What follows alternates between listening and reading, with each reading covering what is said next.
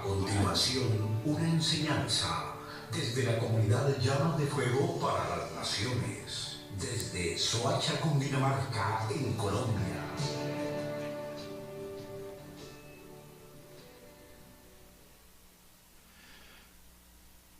Shabbat Shalom para todos en esta tarde, aquellos que se conectan a través de la fanpage del Roe Pablo Escalante y de la emisora restaurandolassendasantiguas.com. Bueno, hoy vamos a terminar el mensaje de Génesis 14 del versículo 17 al 24, pero vamos a hacer un pequeño recuento y vamos a analizar Génesis 14 en las primeras palabras del conciso A. Y es muy importante que notemos algo ahorita en este momento. Bueno, cuando comenzamos leyendo hace 8 días Génesis, analizamos un punto muy importante. Dice Génesis 14 del conciso A, y aconteció en los días, ¿cierto? ¿Cuántos estamos pendientes aquí? Aconteció en los días. Miren a ver qué está pasando en el cablecito de allá. ¿Ya? Bueno, por si están viendo titiliares, bueno. Dice aconteció en los días, ¿cierto? Entonces, algo nos quiere hablar cuando dice aconteció, ¿cierto? Este comienzo de Génesis 14, versículo 1, dice que comienza con una bendición, pero también comienza con una guerra de muchos reyes. Y sabemos que al final de esta guerra hay una victoria, y a través de esa victoria viene una bendición. Pero yo quiero que notemos algo en el comienzo de Génesis 14, verso 1, dice, ahora bien, aconteció en los días de, y aquí la palabra aconteció en el hebreo es guaí, hi y bi, me. ¿Y qué significa eso? Significa o señala un periodo de prueba, porque acuérdense que iba a haber una guerra de 4 reyes contra 5, querían someterlos. 4 reyes querían someter a 5 reyes. Y dice que señala un periodo de prueba que termina en bendición. O sea, una guerra que termina en bendición. Pero vamos a mirar para quién era esta bendición. ¿A quién se le había otorgado esta bendición o esta promesa? Y dice que señala un periodo de prueba que termina en bendición. Y vamos a analizar algo. Dice la escritura que Abraham había sido bendecido, ¿cierto? En Génesis dijo, y haré de ti una gran nación, y te bendeciré y te multiplicaré, y será el número incontable como la arena del mar y como las estrellas de los cielos. Pregunta, ¿cómo bendecir a alguien que no tiene hijos o descendencia? ¿Cómo bendecir a alguien que no tiene hijos o descendencia? Un punto importante, en Génesis 14, dice que Abraham logró una victoria con 318 personas, estoy haciendo un recuento. Dice que con 318 hombres. Pero también estamos analizando en la gematría que 318 significa también Eliezer. Eliezer era el siervo de él. Pero también el nombre de Eliezer también significa Elohim es mi ayuda. Significa el número 318 en la gematría hebrea, significa Eliezer.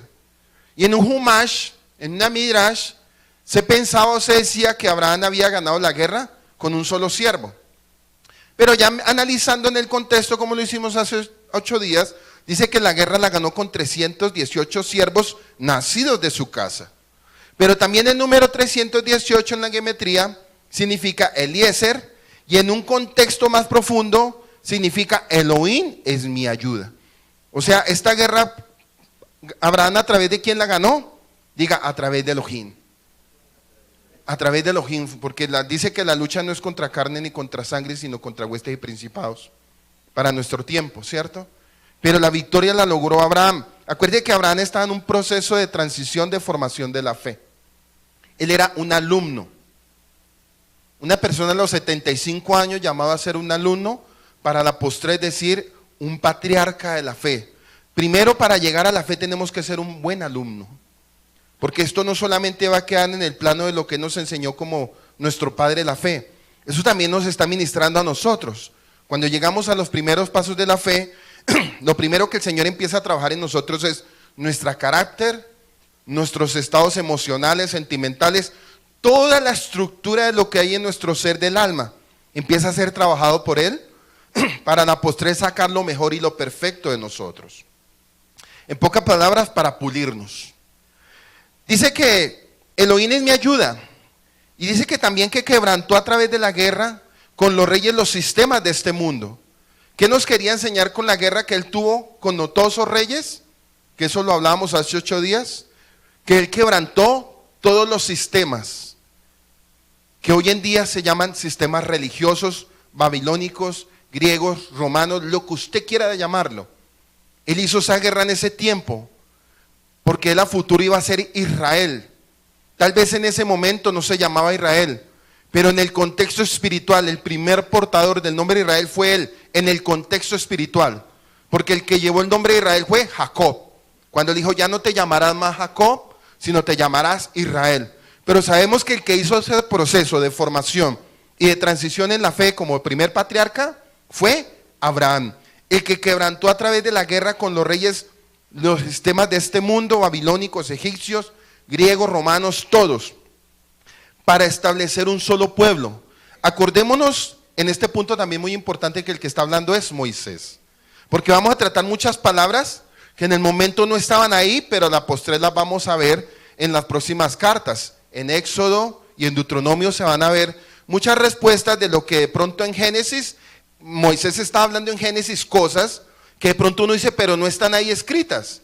Pero sabemos que Moisés está tratando todo el contexto de un tiempo pasado, estaba tratando también de un tiempo presente, pero también estaba como presentando una plataforma de un tiempo futuro.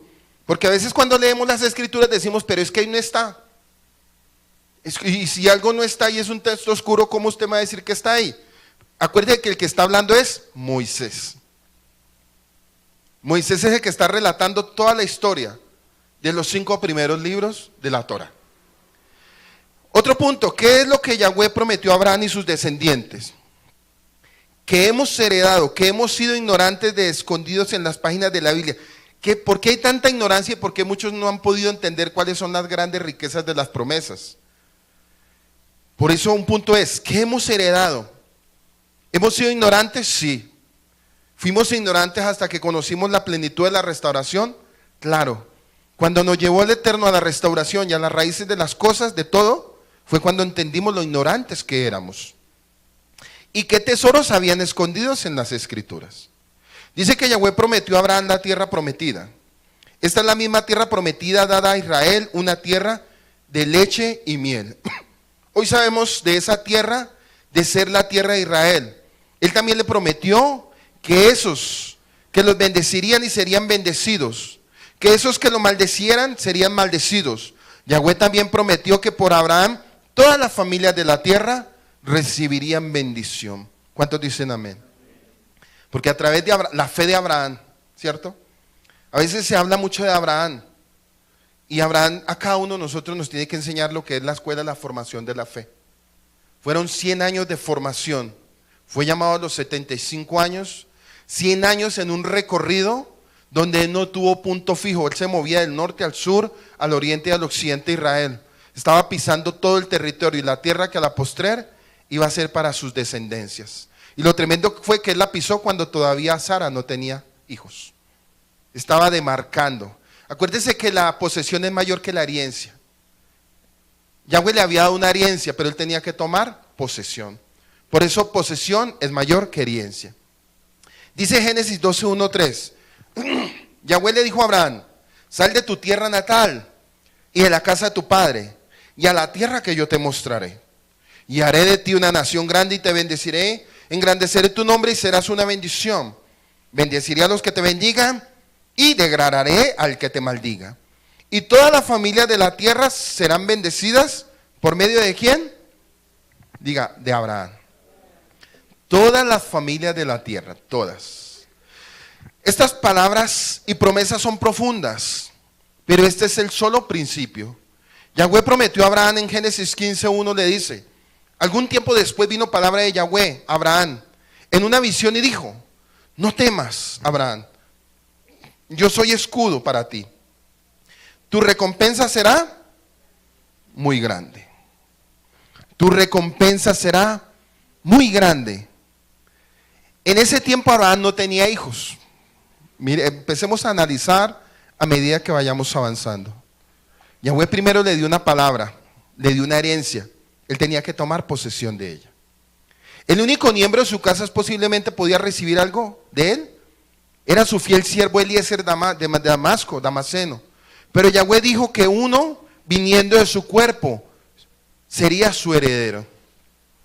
Dice que en Génesis 15, 5, 6, lo llevó fuera y le dijo, mira, y cuenta las estrellas, si puedes contarlas. Cuenta las estrellas si puedes contarlas. Y añadió, así será tu descendencia. Y porque puso su confianza en Yahweh, él se lo contó por justicia. Yahweh prometió que los herederos de Abraham serían más numerosos que las estrellas que él podía ver. La creencia de Abraham en las promesas del Elohe también reveló algo más, que un largo número de descendientes. Definió nuestra creencia en Yahweh Elohe y la rectitud en el Adonai. Déjenme muy rápido resumir lo que Yahweh realmente hizo con Abraham al definir nuestra herencia que recibimos de Abraham. Y hay unas palabras en el hebreo, dice que la creencia significa amán y nos lleva a una fidelidad. El primer punto de la formación de la fe es la creencia. Primer punto que Abraham entendió fue creencia, que en el hebreo significa amán. Segundo, nos lleva a la fidelidad, y la fidelidad que nos conlleva a una emuná. Esta es contada como rectitud, y rectitud en el hebreo es yoser. Es basado en justicia, en sedaká, y la justicia nos lleva a algo, demanda, minjá, la demanda, la justicia, la emuná, la creencia, nos lleva a un sacrificio, a una ofrenda que se recibe a través de Yeshua, que trae salvación. Y ahorita van a analizar por qué yo estoy definiendo estas palabras. Porque dice que él va a tener un encuentro con Melquisedec. Dice en Génesis 14:1 que él le dio que era una bendición y una promesa. Génesis 14:1 comienza con una bendición. No se les olvide. Una guerra y nuevamente una bendición.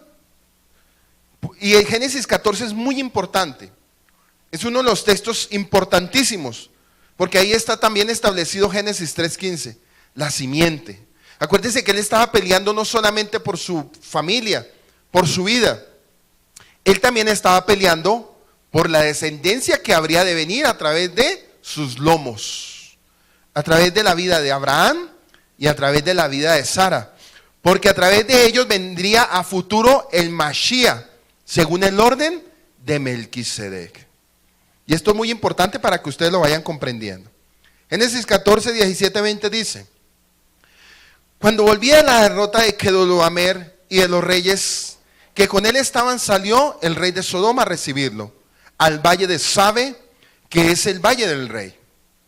Entonces Melquisedec, rey de Salem, subraye Melquisedec, rey de Salem, y ahorita vamos a mirar, esto es pura escatología. Sacerdote del Elohim Altísimo, sacó pan y vino, subraye pan y vino, y le bendijo diciendo: bendito sea Abraham del Elohim Altísimo, del Creador de los cielos y la tierra. Bendito sea el Elohim del Altísimo, que entregó a tus enemigos en tu mano, y le dio a Abraham de los diezmos de todo. Subraye también diezmos, y usted va a entenderlo ahorita del por qué. 3 puntos: Melquisedec, rey del Salem, subraye pan y vino, y subraye la palabra diezmos. En el contexto de estos pocos versículos, porque son pocos versículos del 17 al 24, del Génesis que estamos considerando, se relata una guerra entre unos reyes del Medio Oriente, en el cual se ve mezclado Abraham, que resulta vencedor, con los 318 soldados de su ejército personal. Abraham había vencido sobre los reyes más poderosos de aquella época, con la ayuda del Eterno.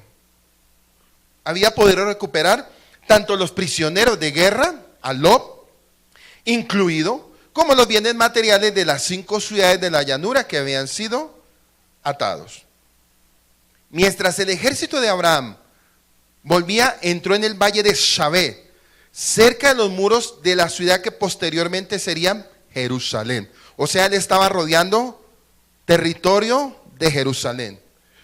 En medio de esta marcha victoriosa, Melquisedec, rey y sacerdote de Salem, le sale al encuentro para homenajearlo y lo bendice en el nombre del Elión Elohim Altísimo.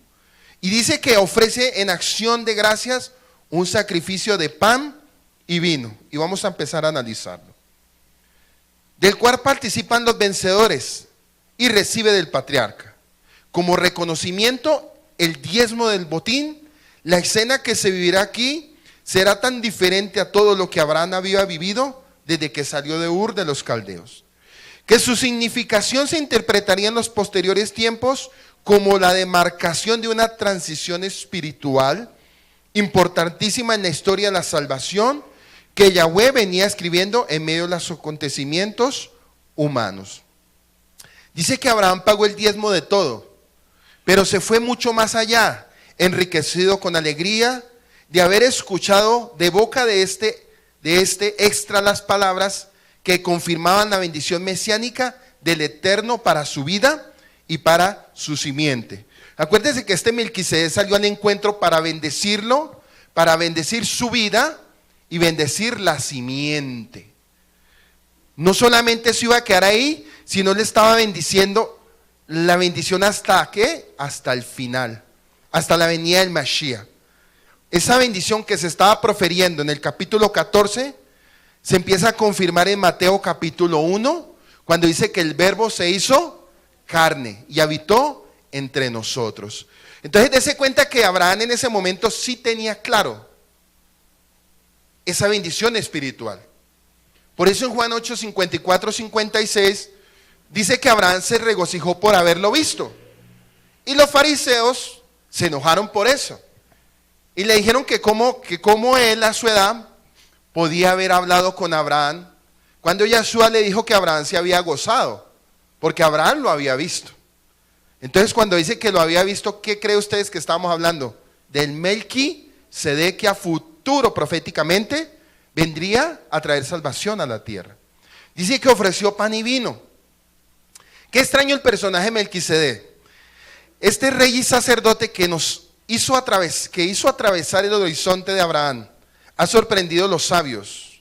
El misterio que lo rodea le ha permitido vasto desarrollo de la exégesis alegórica, que había sido sacar ya en la escritura magníficas enseñanzas bajo la luz del Ruach HaKodesh. Y el Salmo 110 y luego las cartas de Hebreos capítulo 5 y 7, y eso lo vamos a analizar ahorita. Y ven en este hombre la figura del Mesías, el sacerdote único del Altísimo.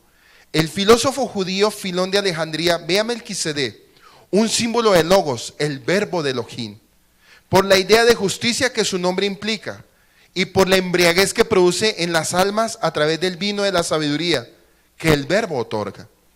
Abraham es consciente que la batalla que acaba de ganar no es la guerra completa. Oiga pues, Abraham es consciente que la guerra que acaba de ganar no es completa, a la que el Eterno lo ha llamado.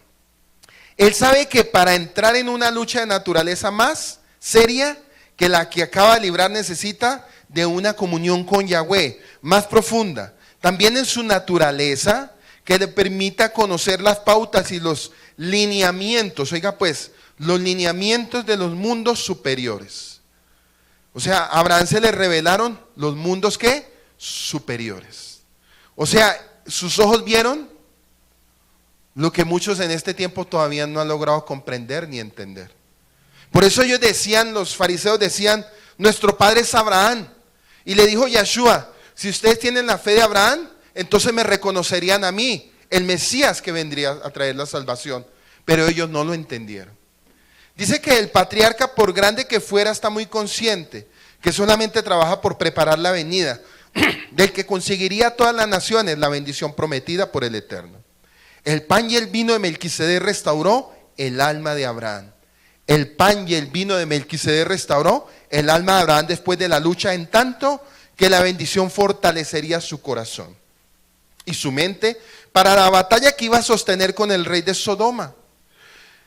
Y si el poseedor de los cielos y de la tierra ocupa su pensamiento y controla emociones, los bienes de Sodoma podían tener, no, oiga pues, emociones, los bienes de Sodoma no podían tener sino poco atractivo para él. Dice que en esa guerra Abraham no miró lo material, a él no le importó para nada lo material. La guerra que él estaba, digámoslo así, la guerra que él estaba teniendo por ellos era por el territorio de Israel y por lo que iba a acontecer hacia el futuro. Y eso es lo que nosotros tenemos que aprender también, que nosotros nuestra mirada no debe estar en los asuntos materiales. Abraham nos enseña algo muy bonito, a morir a las riquezas materiales, a morir a las riquezas temporales. Por eso dice la carta a Mateo 6:33, mas busquemos primeramente el reino de Elohim y su justicia, y de resto todo vendrá por añadidura. Y dice que Abraham fue uno de los hombres más ricos de la tierra, y aún a pesar de todas las riquezas que de cierta manera le quisieron otorgar los reyes, él dijo, no quiero recibir nada, no sea que ustedes pues digan que fue que yo me enriquecí por ustedes, más bien yo tomo lo poco que mis siervos los 318 tomaron y comieron, de resto lo devolvió todo. Se parece a la gente de hoy, ¿cierto? Dice que aquí aparece veladamente el Mesías, sacerdote y rey, que consagra el pan y el vino, para impartir en los hombres la luz de la sabiduría con el objeto de vencer las propuestas materialistas del sistema de este mundo. Vuelvo y lo repito, consagrar el pan y el vino, que sabemos que era el que habría de venir, el siervo sufriente, para impartir en los hombres la luz de la sabiduría con el objeto de vencer las propuestas materialistas del sistema de este mundo. ¿Qué hizo Abraham? Derrotó el sistema materialista de este mundo. La ofrenda de pan y vino eran en estas tierras un refrigerio que se daba a los soldados que regresaban de la batalla en referencia a esta costumbre. Podemos ver y comprender que la maldición sobre los amonitas es terrible, justamente por haber negado pan y agua a Israel cuando iban de camino después de salir victoriosos de Egipto. Deuteronomio 23:4 dice, porque no fueron a vuestro encuentro con pan y agua en el camino cuando saliste de Egipto, porque alquilaron contra ti a Balaán, hijo de Beor, de Petor en Mesopotamia, para maldecirte. Mire lo que conllevó era haber negado pan y agua al pueblo de Israel cuando iban de camino para la tierra prometida. Ahora bien, más allá de esta costumbre, Abraham aceptó del rey de Shalem no solamente el pan y el vino para el alimento de los guerreros agotados, sino que él sabía que este misterioso varón era por medio de estos emblemas el portador de una bendición sacerdotal que confirmaría las promesas mesiánicas que tocarían el corazón sobre sus lomos por parte del Eterno. Melquisedec era sacerdote y rey, Abraham solamente era un profeta. Acuérdese que él llegó hasta el estatus de profeta. Melquisedec fue reconocido como el legítimo poseedor del país, el cual por el momento solo había sido prometido a Abraham. Es verdad que el futuro sería mayor que el presente, pero es verdad también que en ese momento las promesas divinas sobre Abraham eran solo un futuro. Melquisedec era el propietario de esa realidad, bendiciendo a Abraham y transfiriendo su título a él, mientras que Abraham reconocía el presente, dando los diezmos de todo a Melquisedec e inclinándose para recibir su bendición. En la Biblia el primero que diezmó fue Abraham, para que lo tengamos claro. Y hay un punto muy importante y lo vamos a empezar a analizar. ¿Quién le dijo a Abraham que tenía que diezmar? Para que ustedes vayan pensando, ¿quién le dijo a él?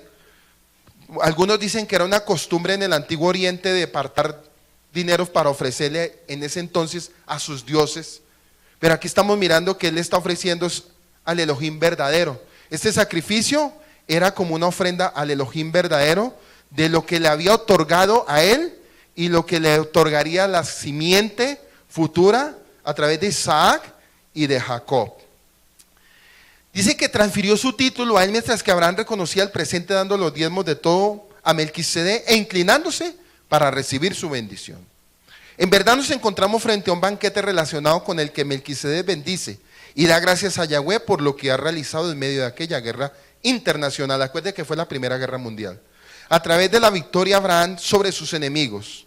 Por lo tanto, este culto patriarcal estará compuesto por ritos y elementos que vendrían hacer una anticipación profética de lo que el Mesías realizaría como nuestro Goel, pariente redentor o vengador de sangre, al guerrear a nuestro favor librándonos de la cautividad babilónica y del sistema de este mundo.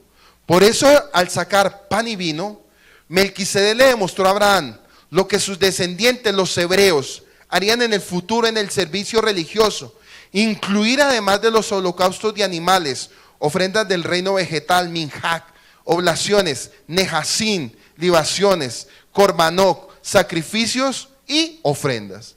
Servirían como oráculo para capacitar la mente de Israel en lo que serían las características primordiales de la era mesiánica.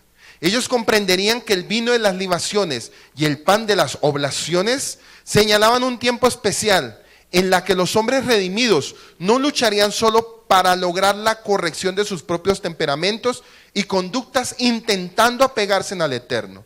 Por el contrario, en el Mesías como gran sumo sacerdote de justicia, el justo y la paz del Shalom, lograrían el acercamiento a Yahweh como nuestro Padre solamente con un fruto de labios, de oración, de techubá y de tefilá.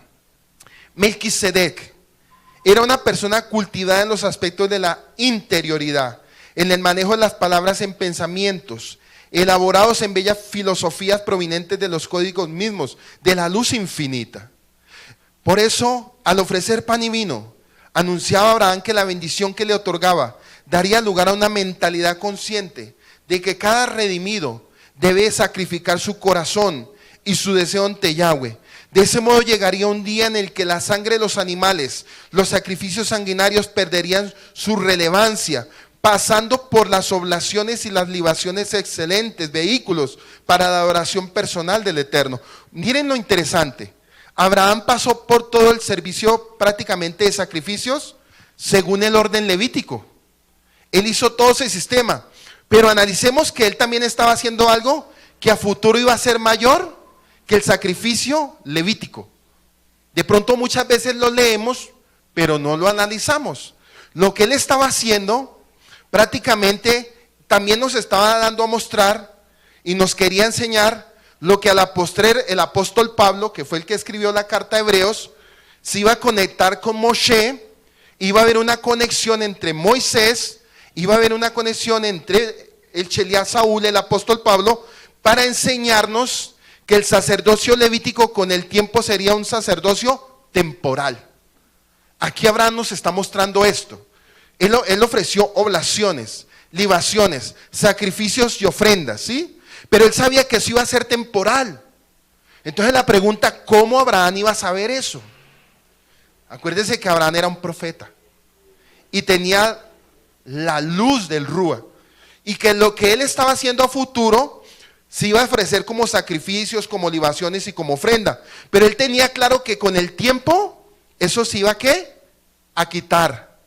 Y que iba a venir un sacrificio mucho mayor.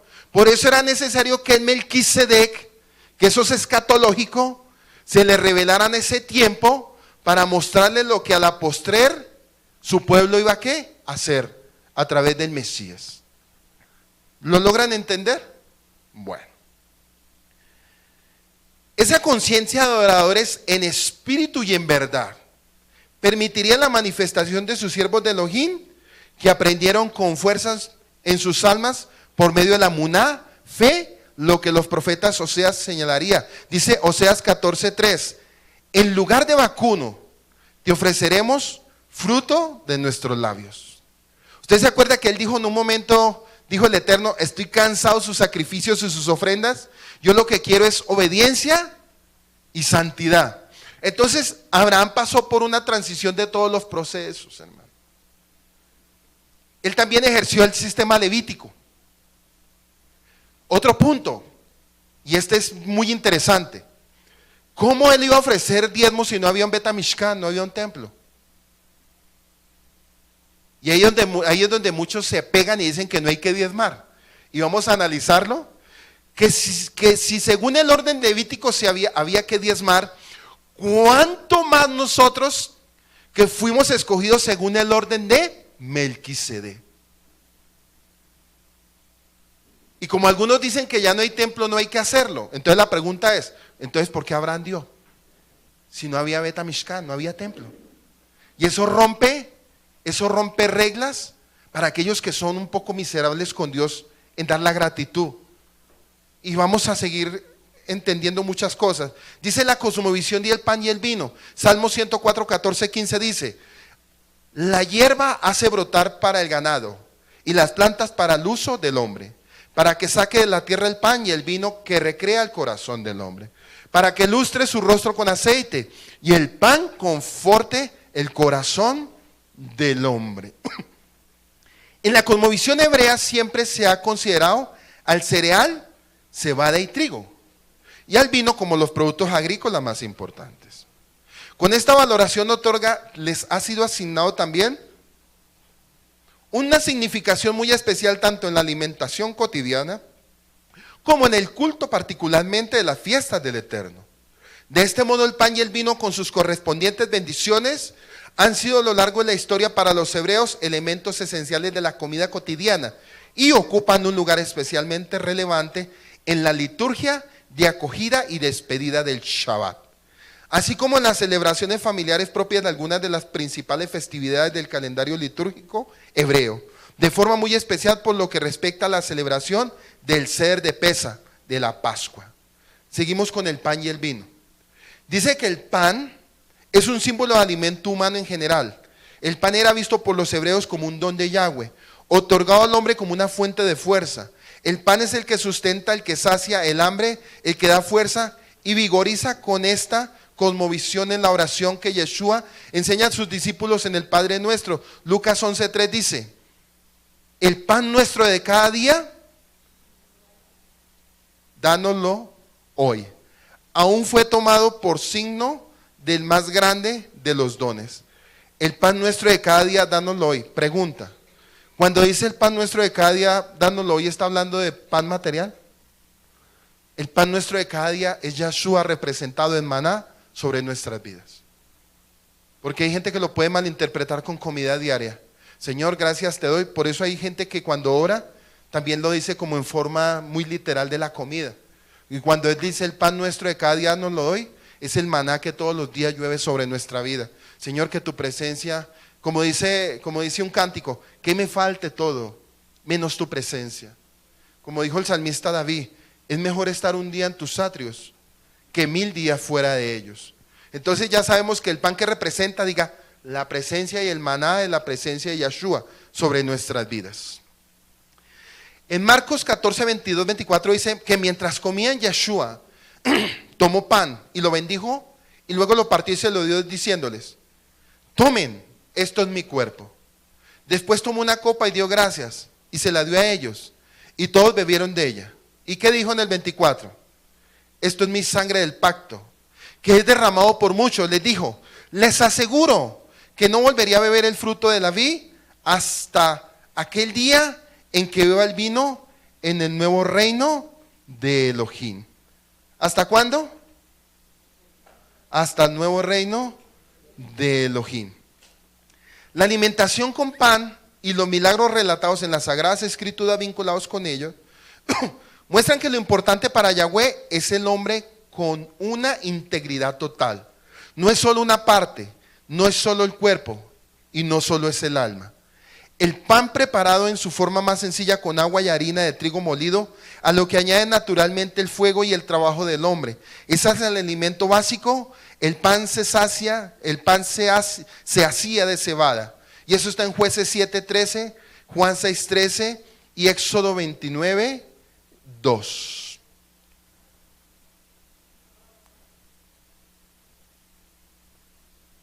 No los voy a leer por tiempo.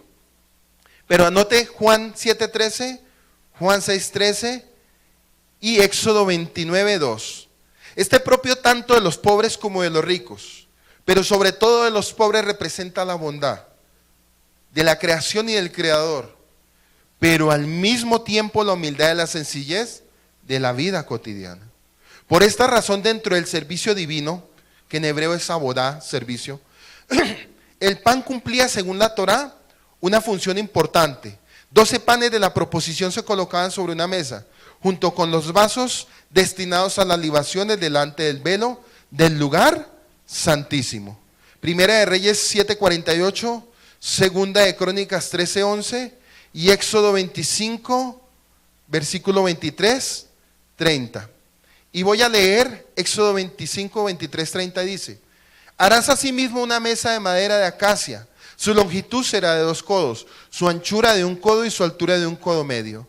Y la revestirás de oro puro y harás una moldura de oro a su alrededor. Le harás también alrededor un borde de palmo menor de ancho y harás moldura de oro alrededor del borde. Y le harás 4 argollas de oro y pondrás argollas en las 4 esquinas que estén sobre sus 4 patas. Cerca del borde estarán las argollas para meter las varas a fin de llevar la mesa. Y harás las varas de madera y acacia y revestirás de oro y con ellas llevarás la mesa. Harás sus fuentes, sus vasijas, sus jarros, sus tazones con los cuales se harán libaciones de oro puro, lo harás. Y pondrás sobre la mesa el pan. Mire pues, pondrás sobre la mesa, verso 30 del capítulo 25, y pondrás sobre la mesa el pan de la presencia perpetuamente, perpetuamente, ¿delante de quién? De mí. Cada día de reposo eran comidos por los sacerdotes y reemplazados por nuevos. Lo que acabamos de leer en Éxodo 25. Es decir, que lo cotidiano del ser humano es muy importante para el Altísimo a tal punto que creó un día especial para que el hombre repose y renueve sus fuerzas para continuar una semana más en su misión de promocionar a lo creado a niveles de la espiritualidad. A causa de esta importancia, el pan era considerado símbolo mismo de la sabiduría que creó todo lo existente, porque ella misma dice, Proverbios 9:5, venid, comed mi pan y bebed del vino que yo he mezclado. ¿Quién lo está hablando ahí? Salomón. Por todo esto el pan era el símbolo de la Torá. Esto será lo que motivará a las comunidades mesiánicas del primer siglo a encontrarse unos con otros en el rito del partimiento del pan, pues comprendían que la Torá se había hecho carne y habitó entre los hombres en persona en Yeshua HaMashiach. Lucas 22:19 dice: también tomó el pan y después de dar gracias lo partió, se lo dio a ellos y dijo: este pan es mi cuerpo entregado por ustedes. Hagan esto cada vez en memoria de mí. El Yeshua, al tomar pan en la cena de Pesa, como emblema, dio claramente a entender que él en su persona y obra resumía el código lumínico de la alianza hecha en el Sinaí con Israel. En otras palabras, la norma de vida para su discípulo es Yeshua mismo, su vida y su actividad. Por toda esta simbología, Yeshua dirá que el pan es símbolo de su cuerpo. El cuerpo en la mente hebrea representa la manera en que una persona está presente en el mundo, a la forma como ésta vive y por tanto al impacto que su manera de vivir genera en la historia. De esa forma, las intenciones de Yeshua transformadas en actos son su cuerpo. Los gestos con los que comunica sus sentimientos son su cuerpo. Sus pensamientos exteriorizados en sus palabras son su cuerpo. Yeshua invita a los discípulos a comer el pan. El acto de comer o masticar adquiere en el testimonio bíblico un carácter simbólico. Es más que solo consumir alimento. El comer hace referencia al acto de la apropiación de una determinada realidad para asimilar e interiorizarla de tal forma que ya sea indisociable de quien la come, en sentido de comer pan de cena del Señor. Significa que hacemos propias ideas, las ideas de Yeshua, su voluntad, sus sueños, sus anhelos, los cuales son del Padre, para que cuando estuvo en la tierra los tradujo en actos de amor, de justicia, de misericordia. De comer en la cena significa entonces que asumimos la forma de vida del resucitado como paradigma de nuestra vida, lo cual es todo un desafío. Miren lo que significa el pan. Significa Yeshua. O sea, cuando este Melquisedec le estaba dando el pan y le estaba ofreciendo el vino, todo lo que yo he venido hablando hasta el momento era lo que Yeshua, lo que ese Melquisedec le estaba dando a entender a Abraham. Entonces a veces dicen, él solamente comió vino y pan, pero no miramos el contexto de lo que se está hablando ahorita en este momento. Yeshua en manifestación, en espiritualmente, acuérdense que eso era manifestación espiritual escatológica, lo que habría de venir, le estaba diciendo, este pan que yo estoy ofreciendo y este vino que yo te estoy dando a Abraham, es fruto de la redención, de lo que yo a futuro voy a hacer por el pueblo de Israel. Y si miramos un fruto de la misericordia del pan y el vino, fue cuando ellos salieron de la esclavitud de Israel, de Egipto, perdón. ¿Te acuerdas que ellos duraron 430 años en esclavitud? Y que dice que Yahweh se acordó del pacto que había hecho ¿con quién? Con Abraham, con Isaac y con Jacob. Entonces dice que cuando se acordó del pacto, ¿sabe qué significa acordarse del pacto? Lo que sucedió en Génesis 14 con el pan y el vino. Eso significa un pacto. Y no era un pacto presente para ese tiempo, era un pacto perpetuo hasta que viniera el Mesías, el Redentor y el Salvador del mundo. Eso le estaba transmitiendo en ese momento Melquisedec, rey de Salem, con el pan y con el vino. Por eso Yahshua dijo, he aquí el Cordero, el que quita el pecado del mundo. Dichosos los que comparten esta cena. Él estaba no solamente hablándole a los discípulos, sino también estaba recordando lo que le había hablado a Abraham muchos años atrás. Y cuando lo hacemos nosotros en el memorial de Pesach, nos estamos acordando de lo que la promesa que hizo con Abraham, con Isaac y con Jacob, con la promesa que hizo a sacar el pueblo de Israel de Egipto y con la promesa de entregar su vida a través del madero por la redención de nuestros pecados. Miren lo importante que son las fiestas y los tiempos establecidos, hermano. Que si un pastor cristiano entendiera esto, se botaría de pie y le pediría perdón al Eterno. Pero ellos están en este momento, como lo dije en el principio, ignorantes, hermano. A veces uno se pregunta, ¿por qué ignorantes? ¿Porque no quieren estudiar? ¿O porque simplemente están como Lot, un velo en sus ojos de solo materialismo y humanismo y sistema? Por eso piense usted por este momento cuánto el Eterno lo ama a usted, hermano. Vaya pensando lo que yo estoy, a medida que yo voy relatando y enseñando. Vaya analizando usted todo lo que el Eterno ha hecho por usted y la verdad cómo se las puso así. Ahora el punto es usted qué va a hacer por él. Ya se las puso todas. Y eso es misericordia de Dios. Que el Eterno nos haya revelado estos tesoros, hermano, eso no es para todo mundo. Esto está sucediendo en el mundo, pero para pocos. En el mundo, pero para pocos. Por eso dígale al que está al lado suyo, usted es un privilegiado, hermano. Usted que está a través de este video, usted es un privilegiado, hermano. Créame, son privilegiados. En Yeshua en sentido el pan que nos sostiene, alienta y fortalece, es el alimento y sostén espiritual para el pueblo de Yahweh que camina en la historia para expandir el reino en el corazón de los hombres. En resumen, al darles el pan a sus discípulos, Yeshua les está diciendo, hagan suya mi vida, hagan suya mi vida, mi forma de pensar y actuar. Anuncien también con sus pensamientos traducidos en acciones que el reino de los cielos se ha acercado. Vuelvo y lo repito. Hagan suya mi vida, dijo Yahshua, mi forma de pensar y actuar. Anuncien también con sus pensamientos traducidos en acciones que el reino de los cielos se ha acercado. Al darnos el pan de la cena del Señor en su mensaje, ese es su deseo. Yahshua, por medio de su cuerpo, la asamblea unánime, posibilita un tikkun. Miren lo que hace el pan, un tikkun, la reparación y la transformación de la vida del hombre y del mundo, conforme a los propósitos del reino. ¿Qué sucede cuando celebramos Shabbat y se imparte el pan y se toma el vino? Estamos trayendo ¿qué? Restauración. Constantemente estamos en restauración. Cuando estamos comiendo el pan y celebrando con el vino, estamos declarando que estamos en un proceso de formación para llegar a la estatura del varón perfecto. Por eso es muy importante celebrar el Shabbat.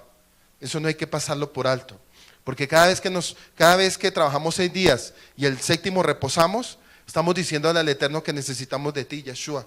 El pan que estamos ofreciendo y levantando no es solamente un pan de bendición y de abundancia, no. Espiritualmente diciéndole a Yeshua, estamos comiendo de tu pan, pero a la vez necesitamos reparación espiritual. Somos reparados espiritualmente. Ojo pues, somos reparados espiritualmente. Cada Shabbat somos reparados espiritualmente. O dígame usted en 6 días y al séptimo, ¿cómo llega usted el séptimo día? ¿Cómo es una semana para usted? No más piénselo. Muchos llegan de rodillas casi. Es dura las semanas. Es duro el sistema. La gente dice 365 días del año es duro. El solo hecho, miren lo que pasó ahorita, ya llevamos 20 días y miren lo que está pasando en Colombia. ¿Necesitamos de nuestro eterno? Claro que necesitamos. Porque los tiempos son difíciles, hermano. Y cada día que se acerca la venida de los tiempos se ponen más difíciles. El vino representa la vida como fiesta constante, permite al hombre sentir la magnificencia de la creación. Así es propio de los ritos del Shabbat, de la fiesta de las bodas en Israel. El vino también es el símbolo de alegría y de salvación futura. Isaías 55:1. Miren lo que dice Isaías 55:1. Dice: todos los sedientos venid a las aguas, y a los que no tienen dinero vengan y compren y comed, y compren vino y leche sin dinero y sin costo ¿qué? Alguno. Entonces, ¿qué significa el vino? La alegría y la salvación que nos otorgó Yeshua a través de su sangre. La simbología nos deja vislumbrar algo en la fiesta definitiva de Yahweh con la humanidad, a la que atienden todas las esperanzas de Israel. Isaías 25:6 dice: en este monte Yahweh de los ejércitos, en este monte, miren lo que dice a futuro, en este monte Yahweh de los ejércitos ofrecerá un banquete a todos los pueblos. Habrán los manjares más suculentos y los vinos más refinados. ¿Para qué tiempo? En este monte. Está hablando Yahweh al profeta Isaías. ¿Cuál era el monte? ¿Dónde estuvo de pie Yeshua? En Jerusalén. Jerusalén, estuvo también en el monte de los Olivos. Dice que cuando Él venga por segunda vez va a pisar, ¿qué territorio? Y cuando Él descienda sobre las nubes, los que estemos seremos ¿qué? Levantados. ¿Y a dónde vamos a ser llevados? Bueno, ahora entonces entiendan otra vez, vuelvo y lo leo. En este monte, Yahweh de los ejércitos ofrecerá un banquete a todos los pueblos y hará los manjares más suculentos y los vinos más refinados. ¿Ahora sí lo entendió? Bueno. ¿Es para cuándo? Bueno, sí. En el pensamiento hebreo el vino simboliza el amor. Según Cantares 1:2. ¿Simboliza qué? El amor. No lo voy a leer, pero usted... Así en las bodas del signo del amor que unía a los esposos, se expresa mediante la abundancia del vino en el banquete. Por eso cuando se termina el vino en las bodas de Canaán, a las que Yeshua asistió, parece ser un serio problema. Juan 2:10, vamos a Juan 2:10. Y mire lo que dice.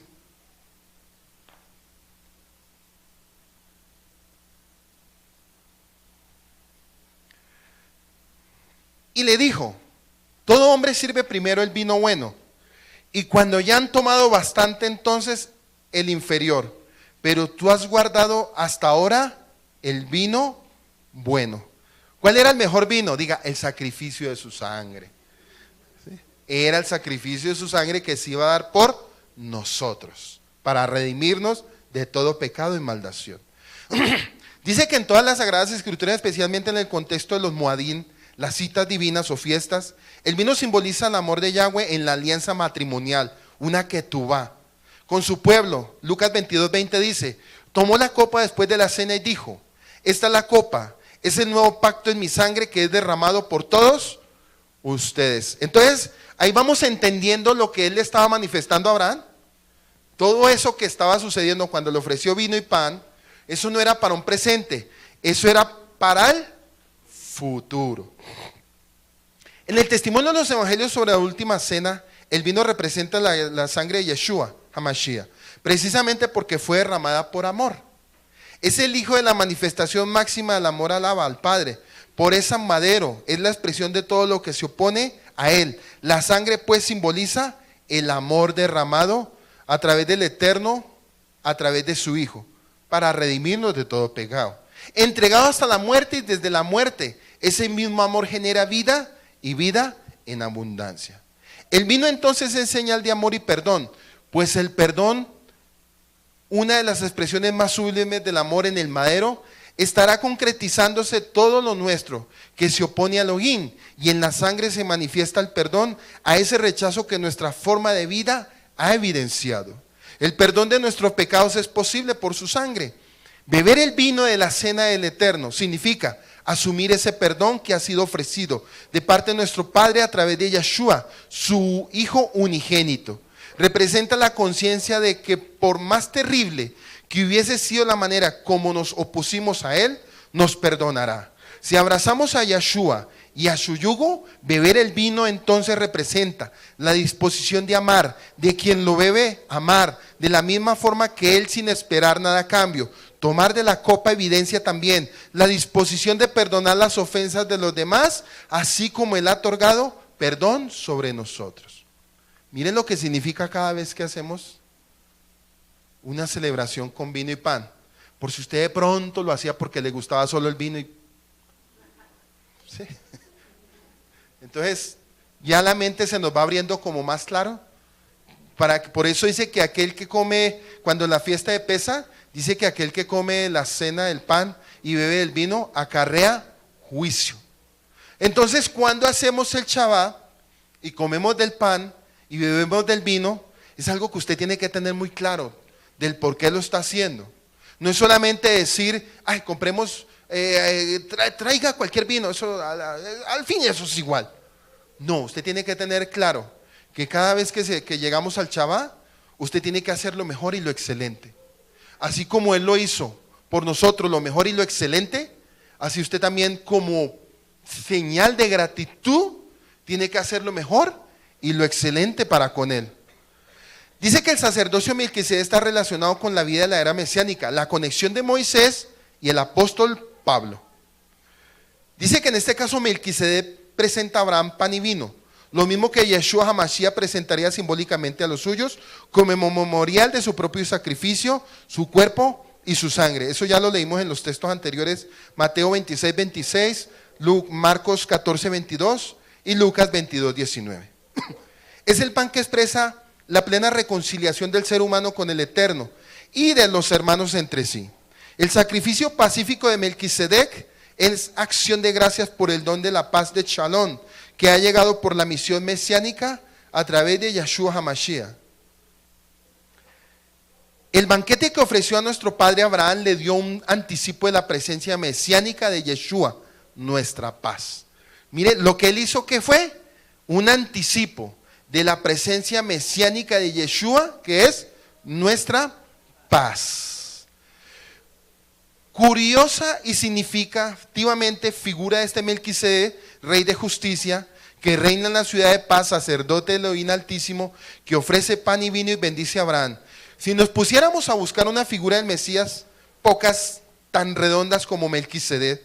Por eso es que cuando el autor de la carta de Hebreos quiso buscar una justificación del sacerdocio de Yeshua, enseguida se acordó de este importante personaje. Aquí tenemos una imagen perfecta de nuestro gran sumo sacerdote Yeshua, con divinidad, generosidad. El Mesías provee todo lo que necesita una fortaleza desgastada, un espíritu decaído y un corazón desmayado.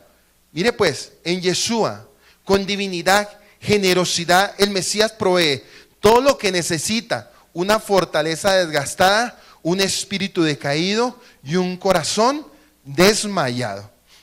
Por eso Él es nuestra santificación. Él dijo, el que a mí viene, yo no lo echo fuera. Venid a mí todos los que están cargados y cansados y yo los haré descansar. Y sabemos que cuando uno llega a Yeshua, ¿cómo llega? Desgastado, decaído y con un corazón hecho pedazos. Y Él como nuestro alfarero coge nuestro cacharro y hace el trabajo. ¿Para qué? Para que seamos restaurados. Eso era lo que Él le estaba diciendo a Abraham en ese momento. En mis palabras, el pueblo de Israel iba a vivir muchas tribulaciones y aflicciones, ¿cierto? Pero sabemos que en medio de cada aflicción y en medio de cada prueba, siempre el Eterno se acordó de la promesa que hizo con Abraham, Isaac y con Jacob. Por eso hasta el día de hoy, si usted va a Israel y usted habla a Abraham, ellos tienen mucho que decir. Pero ellos lo que no entienden es que Abraham habló con Yeshua. Que ese es el punto que ellos no aceptan. Dice que por eso cuando el autor de la carta de Hebreos quiso buscar una justificación del sacerdocio de Yeshua, enseguida se acordó de ese importante personaje. La batalla de la fe es dura, el sendero de la vida nos parece con frecuencia largo, pero a cada paso nos encontramos con salas de banquetes abiertas. Con toda esa clase de deleites preparados tenemos el manjar sólido de la instrucción de la Torah divina. Las copas rebosantes de las promesas, las fuentes abundantes de las ordenanzas, los símbolos que son como el maná de la mano de Yahweh, y tenemos también el aliento espiritual del cuerpo que entregó y la sangre que derramó. Melquisedec es una figura misteriosa y llena los códigos mesiánicos de la luz infinita. Es símbolo de las mejores aspiraciones y esperanzas de los hombres. Encuentro vivo la paz y la justicia. Su ciudad Shalem, Jerusalén, parece abierta a las mejores relaciones humanas, donde se acoge el peregrino y se comparte el pan y el vino de la fraternidad. De la ciudad en la que se ha olvidado el sentido de las armas y todos los que habitan están abiertos a la trascendencia. Todo el que acoge y bendice y comparte será rey de justicia y de paz, y se será sacerdote del Elohim Altísimo, o mejor dicho, del Elohim cercanísimo. Hoy nuestro verdadero Melquisedec nos invita a que nos acerquemos mientras nos regalamos con fe vivificante. Aquella voz amorosa se deja oír diciendo: bendito seas del Altísimo, del Elohim Altísimo. Melquisedec, rey y sacerdote, es considerado como una figura profética del Mashiach. El silencio insólito de las escrituras sobre la ausencia de sus antepasados y de sus descendientes sugieren que el sacerdocio representado por él es eterno. La interpretación de Génesis 14, según la cual Abraham, quien pagó el diezmo y no Melquisedec, era la tradicional, ya que Melquisedec recibió el diezmo de Abraham porque era superior a él y por ello también lo bendijo a sí mismo. Melquisedec fue superior a los descendientes de Abraham, a los levitas, o hijos de descendientes de Leví, los únicos que podían acceder al sacerdocio. Acuérdese que Melquisedec estaba por encima del sacerdocio levítico y ahorita lo vamos a mirar. El diezmo pagado a los sacerdotes levitas era a la vez el salario de su oficio sacerdotal y el homenaje tributado a la eminente dignidad de su sacerdocio. Por lo tanto, si el mismo Leví pagó por medio de la figura de Abraham el diezmo, pagó por medio de la figura de Abraham el diezmo a Melquisedec, fue porque Melquisedec prefiguraba un sacerdocio más elevado. En definitiva, el sacerdocio de Melquisedec era más escatológico y profético y divino que terrenal. Era más divino que terrenal. Y por eso se le ha considerado como el sacerdote del Elohim Altísimo y sumo sacerdote. Debido a ello, un sacerdocio eterno de la manera Melquisedec anuncia para los tiempos mesiánicos la sustitución del sacerdocio antiguo, considerado ya como inferior al sacerdocio de Melquisedec. Hebreos 7, 11 al 14. Dice así: ahora bien, si la perfección era por medio del sacerdocio levítico, pues sobre esa base recibió el pueblo la ley, ¿qué necesidad había que se levantara otros sacerdotes según el orden de Melquisedec y no designados según el orden de Aarón? Porque cuando se cambia el sacerdocio necesariamente ocurre también un cambio de la ley, pues aquel de que quien se dicen estas cosas pertenecen a otra tribu de la cual nadie ha servido en el altar. Porque es evidente que nuestro Señor descendió de Judá, una tribu de la cual Moisés no dijo nada tocante a los sacerdotes. Entonces analicemos, por último, y entendiendo que Melquisedec es un tipo de Mesías, debemos aceptar que las acciones de Abraham sirven de modelo y imitación para nosotros hoy. El modelo y la imitación de Abraham sirve como modelo y imitación para nosotros hoy. Tenemos que darle una décima parte de todo lo que ganamos a aquel que oficia como nuestro sumo y sacerdote delante del trono de la gracia divina, Yahshua nuestro Adón. Hebreos 6:20 dice, leemos que Yahshua HaMashiach después de su resurrección fue hecho sumo sacerdote según el orden de Melquisedec. Y en otras versiones de la Torah el texto es más claro aún, según la jerarquía o el mismo rango de Melquisedec. Para empezar, tomemos nota. Tanto el antiguo pacto renovado, tanto el antiguo pacto como el pacto renovado, de que este personaje misterioso Melquisedec fue un sacerdote del Elohim Altísimo. Leamos ahora el relato que se encuentra en Génesis 14. Mientras combatían varias naciones y pueblos en Palestina, Mesopotamia, Lot, el sobrino de Abraham, justamente con su familia y sus bienes, fueron capturados y llevados. Uno de los miembros de este grupo pudo escapar y, llegando hasta donde estaba Abraham, le comunicó las malas noticias. Entonces se dispuso que se armaran 318 de sus propios siervos para perseguir a los invasores hasta más allá del lugar llamado Dan. Abraham pudo rescatar a Lot y a todos los miembros de su familia y los trajo de regreso sin contratiempo a las ciudades de Canaán, Palestina, y a su regreso le salió al encuentro repetidamente un personaje misterioso.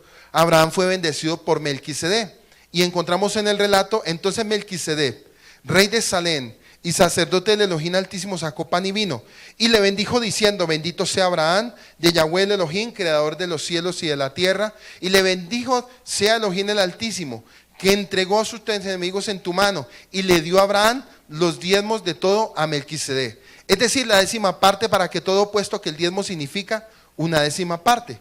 Y tomemos nota: Melquisedec era rey de Salem. Este es el nombre original de la ciudad actual de Jerusalén. Shalem, en el original, la palabra hebrea, significa paz, y que hoy se pronuncia como Shalom. Esto hace a Melquisedec rey de paz. El mismo nombre hebreo Melquisedec significa rey de justicia, como lo vemos en Hebreos 7:2. Se vuelve a mencionar este fascinante personaje en el Salmo 110:4. Dice: el Señor ha jurado y no se retractará. Tú eres sacerdote para siempre, según el orden de Melquisedec. Pero también podemos leer en Hebreos 5:6-10, dice, como también dice a otro personaje: tú eres sacerdote para siempre, según el orden de Melquisedec. Y en el versículo 10 dice: siendo constituido por el Eterno, por Elohim, sumo sacerdote, según el orden de Melquisedec. Antes de volver a Hebreos para aclarar quién era Melquisedec, debemos recordar que este personaje es misterioso únicamente para nosotros hasta que Yahweh nos revela por medio de su palabra. Dice que un poquito aquí, un poquito allá, línea sobre línea y reglón tras reglón. Según el precepto de nuestro propio Padre Yahweh, dado por boca de Isaías, pero tanto para Abraham como el rey de la corrompida ciudad de Sodoma, sabían exactamente quién era Melquisedec. Casi con toda seguridad lo habían visto antes. No podría haber sido un cananeo, puesto que los cananeos eran fervorosos practicantes de las costumbres paganas. Por otra parte, Canaán fue descendiente de Can, mientras que Yahweh había escogido a los descendientes de Sem para llevar a cabo su obra. Entonces, ¿quién es este personaje misterioso llamado Melquisedec? Y antes de proseguir, tomemos nota de otro indicativo muy curioso. Desde tiempos antiguos, aún antes de Moshe, la región que hoy se conoce como Palestina era conocida por los gentiles como la tierra divina, la tierra santa y la tierra de la adoración. ¿Por qué? ¿Acaso había alguien allí en Palestina, Kadosh Santo, alguien con carácter divino, alguien digno de adoración? El misterio aclarado en la palabra santa de Yahweh, Kodesh. Volvamos nuevamente a revelar el capítulo 7 de Hebreos, un pasaje inspirado por el Ruach HaKodesh. Aunque muchos apóstatas hoy digan que no, ciertamente nuestro hermano Shaul sí tenía el Ruach de Yahweh, que carecen ellos, que nos permite identificar a Melquisedec. Hebreos 7 del 1 al 2 dice: porque este Melquisedec, rey de Salem, sacerdote del Elohim Altísimo, que salió a recibir a Abraham, que volvía a la derrota de los reyes, y le bendijo, a quien asimismo dio a Abraham los diezmos y de todo, cuyo nombre significa primeramente rey de justicia y también rey de Salem, esto es rey de paz. Puesto que Yahweh les asigna nombre a los individuos según lo que son. Entonces, esto es lo que Melquisedec, rey de justicia. Pensemos en lo que significa rey de justicia. Yahshua mismo lo dijo en Lucas 18:19. Ninguno hay bueno sino solo Yahweh. La justicia del hombre es ante Yahweh como trapos de inmundicia. Nadie puede ser justo sino solo Yahweh, o bien alguien que haya sido hecho justo por el poder de Yahweh. Yahshua HaMashiach en persona, no hubo jamás otro tan justo como él, el quien jamás conoció pecado. No se precipite nadie a conclusiones, pues no hemos llegado al final de este revelador estudio. Cuando lo termine, cada quien va a empezar a analizar quién era este Melquisedec, en ese entonces el que se le reveló a Abraham, porque hay muchos pensamientos, y sacará sus propias conclusiones. Y los que tengan el Rúa, pues Dios les manifestará qué era lo que había sucedido en ese entonces. Pero lo que sí tenemos que entender, que independientemente de Melquisedec, lo que Melquisedec ofreció, el pan y el vino, de lo que habría suceder a través del pan y el vino, que significa la redención, y el Mesías sufriente, la simiente. Acuérdese que desde Génesis 3:15 se empezó a establecer una guerra espiritual entre la simiente que nacería de una mujer del pueblo de Israel y la simiente de Satanás, que trataría de ¿qué? De dañar el llamado de la simiente. Entonces, a través de ese pan y ese vino, no solamente se estaba dando una celebración de victoria de una guerra, de la Primera Guerra Mundial, o de derribar los sistemas. Acuérdense que Abraham significa también Israel. Abraham también significa el Mesías que habría de venir. Abraham también significa la Torá. Entonces todo eso nos lleva a nosotros a entender que como pueblo de Israel no podemos dejarnos absorber por los sistemas, porque Abraham tuvo que pelear con sistemas. ¿Nosotros qué estamos haciendo en este tiempo? Cuidándonos de los sistemas como pueblo de Israel. Pero dése cuenta que desafortunadamente algo que trabajó el enemigo, según Daniel 7, 23, 25, dice que cambió los tiempos, las fiestas establecidas, y cambió la ley. Entonces dése cuenta que aún, escúcheme muy bien, aún todo eso que se relata a través de todos los profetas tiene mucho que ver con la celebración y el pan y el vino según el orden de Melquisedec. Es algo que no podemos ignorar, porque a medida que vamos caminando en las Escrituras, a medida que vayamos avanzando en los capítulos de Génesis, muchas cosas se le van a aclarar a su mente, porque algunos dicen: es que yo no logro entender, es que es duro entenderlo. No, miren, no hay nada duro cuando está el Espíritu Santo. Cuando está el Rúa, Él le manifiesta todas las cosas. Dice en Lucas 24:45, y nos abrió el entendimiento para que escudriñásemos y entendiéramos las Escrituras, porque en ellas está la vida eterna. Entonces, si usted tiene el Rúa, Él le va a manifestar lo que yo hoy le estoy hablando. Y usted va a decir: ya la entiendo, ya sé qué tengo que hacer, ya no voy a seguir militando, ya no voy a seguir para acá dejándome llevar del sistema, ya no voy a seguir corriendo para aquí, ya no voy a seguir corriendo para allá, voy a empezar a ejecutar la fe de Abraham sobre mi vida. ¿Cuántos dicen amén? Pero que sea verdad. Abraham, cuando fue llamado como alumno, y en el proceso de transición fue llamado hombre de la fe. Con el proceso de transición fue llamado patriarca. Con el proceso de transición fue llamado profeta. Y a la vez, esa bendición que le otorgó el Eterno a él, con esa bendición proferida en Génesis 14, la recibió su descendiente, Isaac. Su descendiente Isaac la supo recibir y se la transmitió a Jacob. Por eso cuando Jacob la entendió, dice que donde él acostó su cabeza, que puso una piedra y dijo: esta será casa de Dios y puerta del cielo, y todo lo que tú me des, el diezmo apartaré para ti. Abraham y Jacob son una conexión, y todavía no había templo. No lo había todavía. Es una conexión espiritual. Acuerden que esto es muy espiritual. Abraham nos está enseñando la conducta, el estilo de vida. Abraham nos está enseñando a tener una fe perseverante. Abraham nos está enseñando a tener una rectitud. Acuérdese que él salió de su tierra y su parentela. Cuando le dijo: Yahweh, sal de tu tierra y de tu parentela. Y ese estudio lo vimos ya también, para los que han estado juiciosos hasta el día de hoy, a través de Génesis 3. Y vamos en Génesis 14. Yo creo que el que ha venido juicioso la entiende, ya yo creo que entiende el resto. Y si usted no lo ha hecho, empieza a hacerlo en este tiempo. No se quede solo en lo que usted está mirando hoy o en lo que usted está aprendiendo hoy, no. Vuelva y repase, hermano. Pero más que repasar, empiece a aplicar cada palabra. Lo que hizo Abraham, imitémoslo. La fe de Abraham, de cómo él renunció a toda su parentela, cómo renunció aún a su identidad en Ur de los Caldeos, para buscar una tierra mejor. Y eso es lo que nosotros tenemos que buscar, una tierra mejor. Pero en ese puntico de transición es donde muchos dicen es que es duro morir a lo material. Yo le digo una cosa, Abraham renunció y murió a todo lo material. Dice que puesto los ojos en Yeshua, él vio a Yeshua, él lo vio. Y nuestra tarea, si tenemos al Espíritu Santo, ¿qué es? Ver a Yeshua como nuestro ¿qué? Autor y consumador de nuestra fe. Pregúntele a que está al lado suyo, ¿es difícil? ¿De qué cree? Eso es para un debate, ¿sí o no?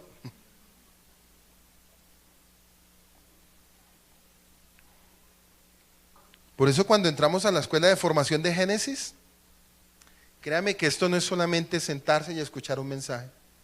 Usted pudo haber escuchado muchos mensajes. Yo creo que este mensaje que yo estoy hablando hoy ya lo ha escuchado usted más de una vez. Y dirá usted, ya me lo sé. Entonces si se lo sabe, aplíquelo ya. Y no espere otro mensaje más.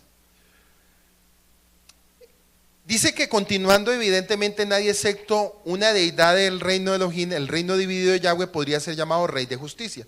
Semejante al título aplicado a otro que no fuese parte de Yahweh Elohim. Sería una blasfemia. ¿Por qué? La justicia es obediencia a la ley de Yahweh, puesto que Yahweh es el dador de la ley, Santiago 4:12. Es el gobernador supremo rey de quien determina lo que es justicia, porque todos tus mandamientos son justicia. Salmo 119, 172. Cuando Yeshua hablaba con sus discípulos acerca de un punto determinado a la ley, él se colocaba en una posición superior a ella.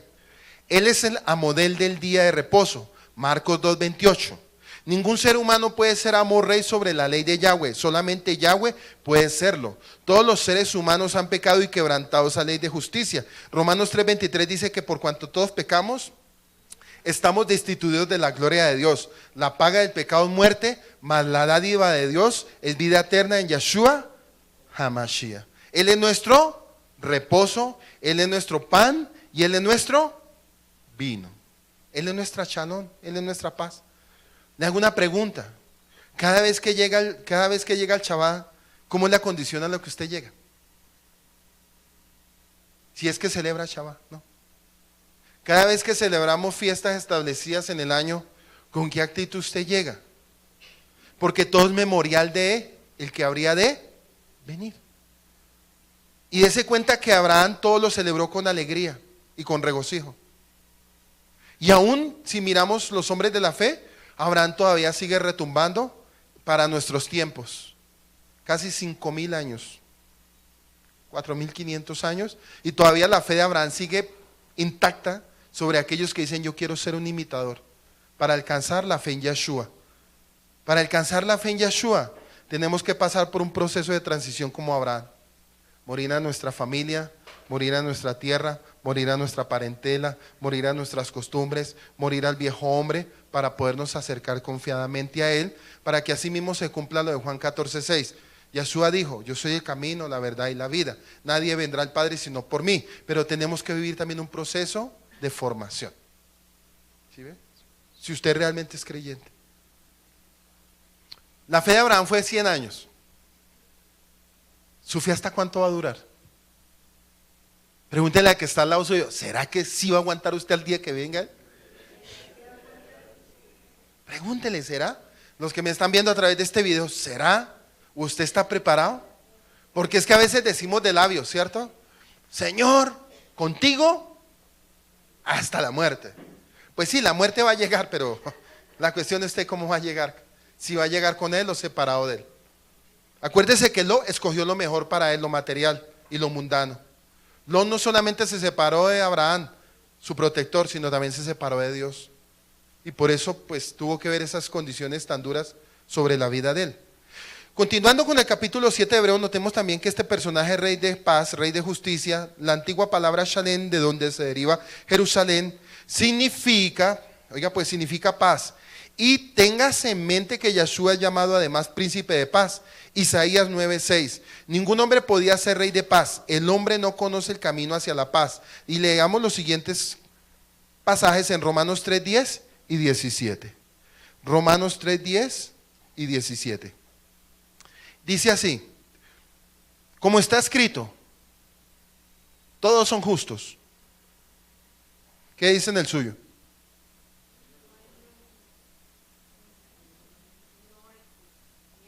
Ni aún uno. ¿Y en el 17 qué dice?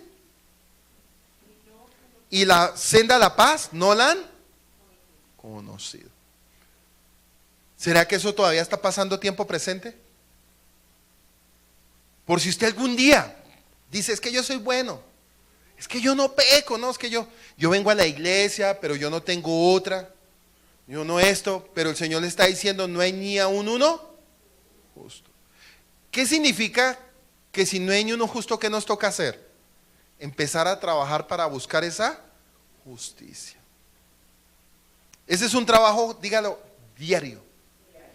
Esto no es el día de Shabbat, hoy vengo, me elevo en un nivel espiritual hoy en Shabbat, estoy desde las 7:30 de la mañana y ahorita me voy a las 6:30, 7:30. No, Señor. Lo verdadero comienza apenas llegue a su casa, cuando vaya a su trabajo, cuando enfrente las situaciones. Ahí realmente es donde usted se va a ver quién es. Porque en su casa yo me imagino que usted está elevado espiritualmente, ¿o no? Si es que en su casa hay santidad. ¿Sí me hago explicar? Que lo mismo que está sucediendo aquí, sucede en su casa. ¿Cuántos dicen amén? Sí, porque... bueno. No hay justo ni aún uno, y no conocieron el camino de paz. Ningún ser humano podría haber sido rey de paz si no la conocía. Siguiendo adelante vemos que Melquisedec no tenía ni padre, ni madre, ni genealogía. No nació como otros seres humanos que tienen genealogía. Melquisedec carecía de padre y madre terrenal. Pero esto no indica que se había perdido su registro de su nacimiento, pues sin registro de genealogías, todo sacerdote humano quedaba excluido del sacerdocio. Esdras 2:62. Esdras 2:62 dice: estos buscaron en su registro de genealogías, pero no se hallaron y fueron considerados inmundos y excluidos del sacerdocio. Entonces analicemos. Dice que sin padre ni madre terrenal, pero esto no indica que se había perdido su registro de su nacimiento, pues sin registro de genealogías todo sacerdote humano quedaba excluido del sacerdocio. Pero aquí vemos que Melquisedec no tenía genealogía y por lo tanto no era como los demás seres humanos mortales. No tenía descendencia o linaje humano, sino que existía por sí solo, como lo dijo el apóstol Pablo en sus palabras. Hebreos 7:3. Ni tiene principio de días, ni fin de vida. ¿De quién se puede estar hablando? De Yeshua. Porque ningún humano se le podrá decir ni tiene principio de días, ni fin de vida. Entonces algunos malintencionados, aquí hay otro pensamiento, dicen que Yeshua murió. Claro, murió en carne para traernos la redención, pero Él resucitó, hermano. ¿Sí? Dice que el Verbo se hizo carne y habitó entre nosotros, que murió por nuestros pecados y resucitó. Y eso significa que no tiene ni principio ni fin de días. ¿Sí? Hizo una obra redentora. Murió, dio el sacrificio por nosotros, expió nuestros pecados para poder entrar libremente al trono de la gracia del Padre y ser libremente de toda maldición. Y el único que se puede hablar ni tiene principio de día ni fin de vida. Dicen que nació de una mujer, de Miriam, que nació de una mujer. Pero sabemos que Dios tenía un propósito para establecer un plan de salvación. Así vemos que Melquisedec siempre existió desde la eternidad. Melquisedec era eterno y solo Yahweh es eterno y conoce vida eterna. Melquisedec ni siquiera fue creado como los malajim o ángeles, sino que ha existido por sí solo por toda la eternidad. Esto puede decirse únicamente de un ser divino de Yahweh Elohim y no de un simple ser humano. Sin embargo, Melquisedec no pudo haber sido Yahweh, el Padre, pues él era sacerdote del Elohim Altísimo. Las Escrituras nos dicen que ningún hombre jamás ha visto al Padre. Juan 1:18 y 5:37 dice: a Elohim nadie lo ha visto jamás. El unigénito, el Hijo, que está en el seno del Padre, Él le ha dado a conocer. ¿Usted se acuerda cuando los fariseos les decían, muéstranos al Padre? Y Él les dijo, mi Padre y yo somos. La pregunta fue, ¿por qué ellos no lo entendieron? Porque Él venía de un vientre terrenal. Pero sabíamos que Yeshua era ¿qué? Espiritual, pero se tenía que cumplir las profecías. Entonces ellos decían, ¿cómo este hombre viene a hablarnos así? O cómo este hombre pecador dice que perdona pecados. O cómo este hombre saca demonios. ¿Por qué espíritu saca demonios? Porque ellos no podían entender lo de Juan 1:18. A Elohim nadie lo ha visto, jamás. El unigénito, el Hijo que está en el seno, a la diestra, Él le ha visto y lo ha dado a conocer. Por eso Él decía, mi Padre y yo somos uno. Y Él les decía, muéstranos al Padre. Y Él, una lucha de 3 años y medio. Juan 5:37, también el Padre que me envió me ha dado testimonio de mí. Nunca habéis oído su voz, ni habéis visto su aspecto. No obstante, Abraham vio a Melquisedec. Melquisedec no pudo haber sido Yahweh el Padre, sino que fue hecho semejante al Hijo de Yahweh y permanece para siempre, según el orden de Melquisedec. Ahí lo tenemos, amados hermanos y hermanas. Durante el tiempo de Abraham, Yeshua no era hijo de Yahweh, puesto que no había nacido aún de la virgen Miriam. Pues si fue hecho semejante al Hijo de Yahweh en su manifestación a los antiguos. Vuelvo y lo leo para que le entienda este punto.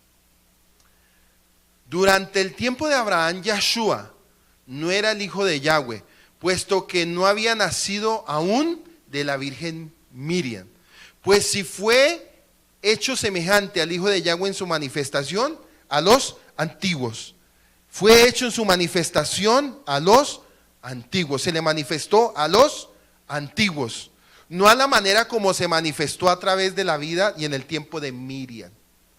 Una cosa fue como se manifestó en el antiguo y otra cosa fue como se manifestó a través de cuando el verbo se hizo carne. Muy diferente el tiempo antiguo cuando Abraham lo vio, a muy diferente en el Brit Hadashah, pacto renovado, cuando dice que el verbo se hizo carne. ¿Y ellos lo pudieron qué? Ver. Entonces, Abraham lo vio, pero el punto es, ¿en qué manifestación lo vio? Ahí viene otra pregunta.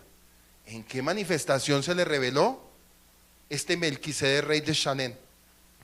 Entonces es cierto que son preguntas que ponen a patinar, pero lo importante no es quedarnos ahí. Lo importante es la obra redentora de lo que habría él hacer a favor de nosotros. Por eso cuando dice en la carta a Pedro, dice que somos reyes y sacerdotes, yo a veces digo, no, eso es muy difícil. Es muy difícil porque usted tiene que alcanzar unos niveles altos de santidad, hermano. Dígale al que está al lado suyo, tienes que alcanzar niveles altos de santidad. Tremendo, ¿cierto? Ahí ya están pasando cosas. Pero miren que Yeshua es tan hermoso, para que no se entristezca su corazón, lo voy a alegrar un poco.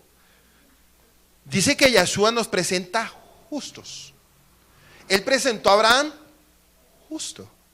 La pregunta es, ¿Abraham era justo? No. Abraham no era justo, porque si hubiera sido justo no hubiera pecado con Agar. Ni hubiera tenido una tercera esposa como Sétura. Él no era justo. Pero el Elohim lo presentó justo. Por eso nosotros somos injustos, porque dígame una cosa, ¿quién se puede acercar a la luz divina del Padre? Nadie. Por eso necesitamos un mediador, al Melquisedec, a Yeshua. Él es nuestro santuario. ¿Se acuerda que cuando el sacerdote entraba al lugar santo, era un proceso? Primero era el lavatorio, lavarse las manitos, prepararse un año para ofrecer sacrificio. Se tenía que preparar un año, una preparación en santidad absoluta, total, apartado, ruegos, oraciones, tefilá, madrugada, todo momento. Llegaba al lugar santo y cuando entraba al lugar santísimo dice que la gloria de la nube Shekinah descendía sobre ¿qué? Sobre el arca del pacto. Y en esa arca del pacto sabíamos que estaban guardadas las tablas del rollo de la Torah, los mandamientos. Pero tan hermoso es que este Melquisedec, del que habría de venir y hacer toda la obra redentora por nosotros, para presentarnos justos, para que asimismo, a través de ese santuario, nosotros pudiéramos de entrar a ese santuario, ofrecer oraciones y libaciones, y frutos de labios de arrepentimiento, techubá y oración, y ese santuario que es Yahshua HaMashiach, presentarnos ante la gloria del Padre para justificarnos. Porque uno dice, ese proceso tan tremendo que Él hace por nosotros, nosotros lo único que tenemos que hacer es ¿qué? Caso. Dice, yo no quiero ofrenda ni sacrificio, sino obediencia, y subraya en su alma, santidad. Esto no es de muchas cosas. Vea, mi hermano, yo le voy a enseñar algo hoy. Esto no es de ritos, no es de disfrazarme, de protegerme con un manto. El manto a mí no me cubre de nada. El único que me cubre es nuestro Yeshua, nos cubre como nuestro santuario. Porque créame que si fuera por eso, yo haría todo el protocolo, hermano. Y con eso me libro de hacer muchas cosas. Por eso el rito no es de asuntos exteriores, es de un asunto, dígale al que está al lado suyo, del alma. El alma es el laboratorio, dígale al que está al lado suyo, es el laboratorio de pensamientos. De todo lo que usted empieza a pensar desde que se levanta hasta que se acuesta. Que aún está durmiendo, ¿quién sabe usted qué piensa, hermano?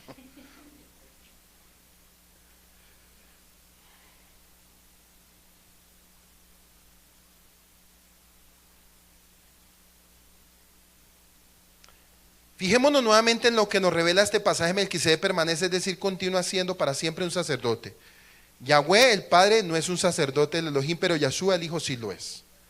Observemos también que el orden del sacerdocio de Mashiach lleva el nombre de Melquisedec, de la misma manera que el nombre de Aarón fue usado para el sacerdocio arónico. Así como Melquisedec fue sumo sacerdote en aquellos primeros tiempos, durante los días del apóstol Pablo, Shaul lo es ahora y lo seguirá siendo para siempre. Igualmente Mashiach fue, es y será sumo sacerdote para siempre. ¿Significa esto que hay dos sumos sacerdotes? No, imposible. Hay una sola conclusión y es ineludible, muy en contra de las diversas ideas humanas a las que se aferran tantos. Melquisedec y Yahshua son uno solo. No falta quienes hacen hincapié en la declaración bíblica de que Melquisedec no tiene fin de vida. Discuten el hecho de que puesto que Yahshua murió, tuvo fin de vida. Si esa fuese la interpretación correcta del pasaje, entonces tendríamos que deducir que Yahshua aún está muerto. Pero Yahshua jamás no está muerto, está vivo, pues que fue imposible que la muerte lo retuviera. Hechos 2:24. Melquisedec jamás habría cumplido su misión de sumo sacerdote sin haber muerto por los pecados del mundo y haber resucitado nuevamente. Es función del sumo sacerdote conducirnos. Es función del sumo sacerdote conducirnos hacia el camino de salvación. Es su único propósito. Por eso el apóstol Pablo en la carta de Hechos dijo: sed imitadores de mí como yo lo soy de Yahshua HaMashiach. En efecto, Yahshua es el autor y conservador de nuestra salvación. Hebreos 5:9 y Hebreos 12:2. Dice, Hebreos 5:9. Y habiendo sido hecho perfecto, vino a ser fuente de eterna salvación para todos los que obedecen. Y Hebreos 12:2 dice, puesto los ojos en Yahshua, el autor y consumador de la fe, quien por el gozo puesto delante de él soportó la madero, menospreciado la vergüenza, y se ha sentado a la diestra del trono del Padre. Dice que cuando él ofreció su vida en sacrificio, fue cuando se le dio el título del Hijo del Elohim Altísimo. Del Hijo del Elohim Altísimo. Y Hebreos 5:10 dice, siendo constituido por el mismo Elohim, sumo sacerdote según el orden de Melquisedec. Y no es maravilla, Melquisedec y Yahshua HaMashiach son una y la misma persona para siempre. No hay otro rey de paz ni otro intercesor, sumo sacerdote, mediante el cual podamos ser salvos por la misericordia y el amor divino. El Elión, ¿qué quiere decir? Poderoso y alto sobre todos los altos. Este comentario, vemos que la intención de la Torá es demostrar el avance de la fe monoteísta de Abraham. Acuérdese que Abraham en medio de Ur de los Caldeos era enoteísta. En Ur de los Caldeos era enoteísta, pero cuando fue sacado de su tierra empezó a ser monoteísta. ¿Enoteísta qué es? Donde hay muchos dioses y yo creo en el Dios verdadero. y monoteísta que empezó a creer en el único Dios y verdadero.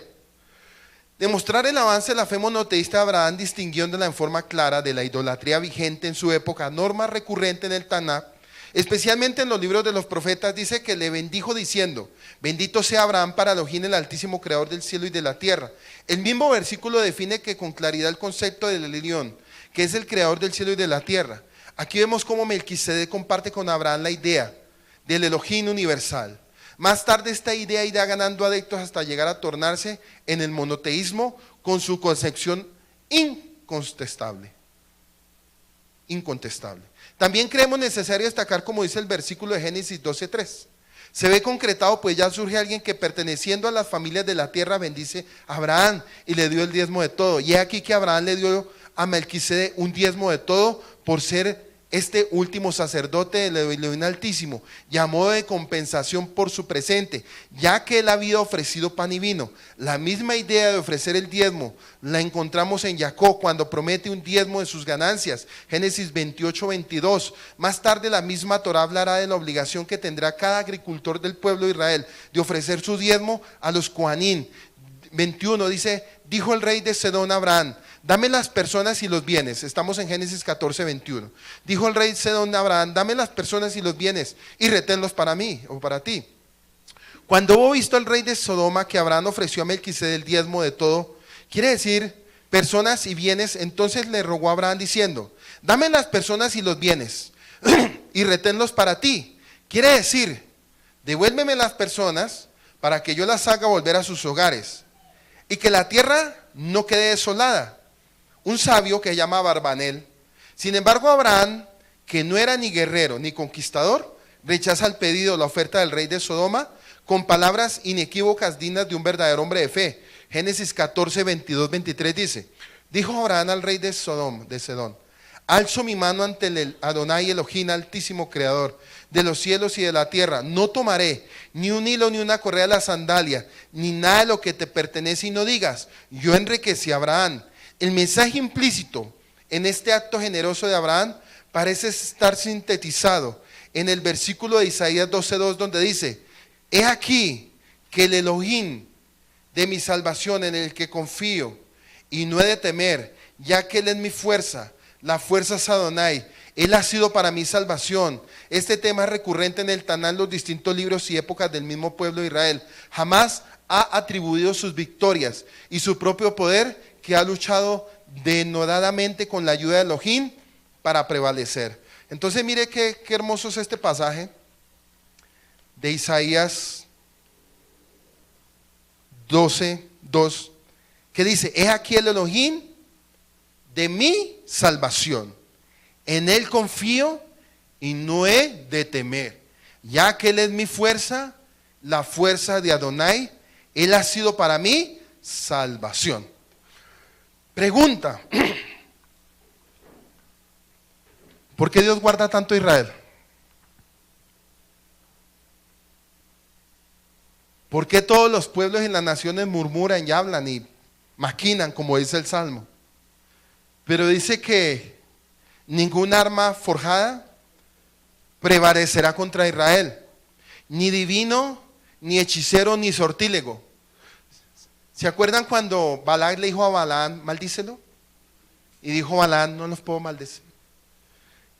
Y si empezamos a analizar todo eso para nuestro tiempo presente, porque es que eso no solamente quedó en Abraham, también usted tiene que pensarlo para su vida.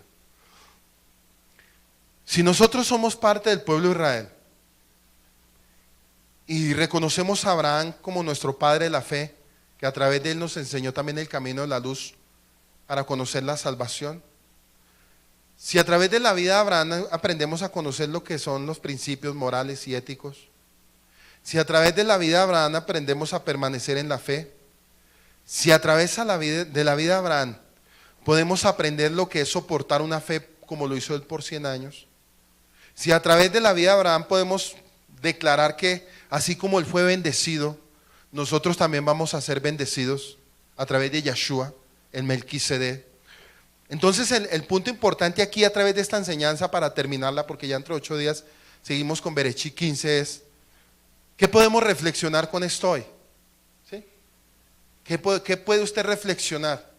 Y esos son los puntos que vamos ahorita a empezar a analizar a medida que vaya pasando las personas.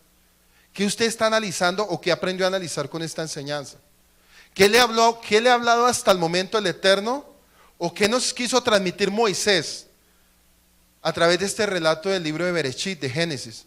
¿Qué nos está transmitiendo Moisés para nuestras vidas? ¿Qué nos quiere transmitir el Kadosh Baruj Hu para nuestra alma? ¿Cuál es el proceso? ¿Qué nos espera ahora? ¿Cuál es la ciudadanía que estamos esperando? ¿Realmente nosotros hemos muerto a este sistema de este mundo? ¿O simplemente somos unos imitadores religiosos que venimos un chava y nos sentamos, pero nuestra vida todavía sigue de cierta manera descompuesta? ¿Todavía moralmente estamos descompuestos? ¿Todavía estamos de pronto viniendo a una quejilá, pero en nuestra identidad todavía sigue siendo como mundana en asuntos del mundo? ¿Cuál es su sentido de pertenencia como pueblo de Israel? ¿Cuál es su identidad? ¿Cuál es su sentido de pertenencia? ¿Realmente quién es usted para el Eterno? Si usted realmente ha reunido las condiciones de haber aceptado a Yeshua HaMashiach como su Señor y Salvador, se supone que entonces usted recibió el Ruach HaKodesh. Si usted recibió el Ruach HaKodesh, los procesos a seguir es que se guardan las fiestas. Una persona que no guarda fiestas, para el Eterno es un pagano.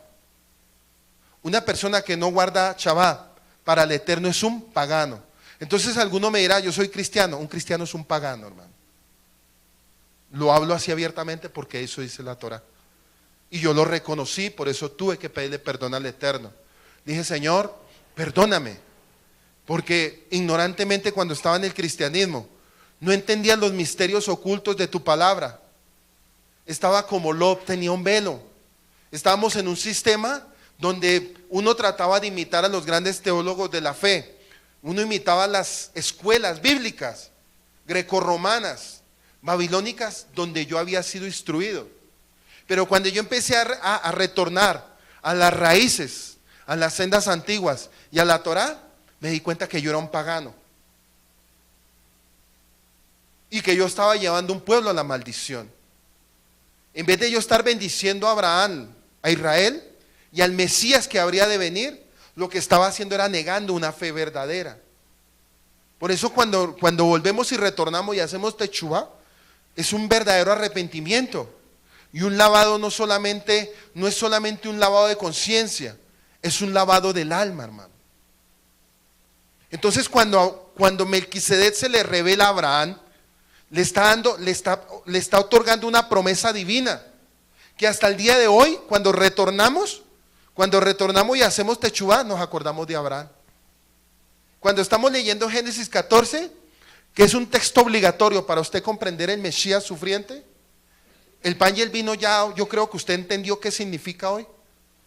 Que cuando usted beba el vino y coma el pan, no lo haga indignamente, cada Shabbat, sino que sea con un acto memorial, de tal cual como lo celebró Abraham. No solamente en las fiestas de Pesach o en los Seders, no solamente es en Pesach, en Shavuot, no solamente en Yom Kippur o en Sukkot, es en Shabbat, 6 días trabajarás y en el séptimo.